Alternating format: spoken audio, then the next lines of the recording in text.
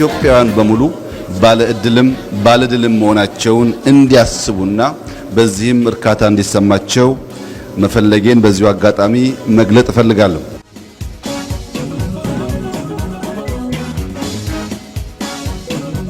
የአባቶቻችንን ትልምና ፍላጎት በማሳካት ሀገራችንን በጸና መሰረት ላይ ማቆም የዚህ ትውልድ ዋነኛ ኃላፊነት መሆኑን መገንዘብ ያስፈልጋል።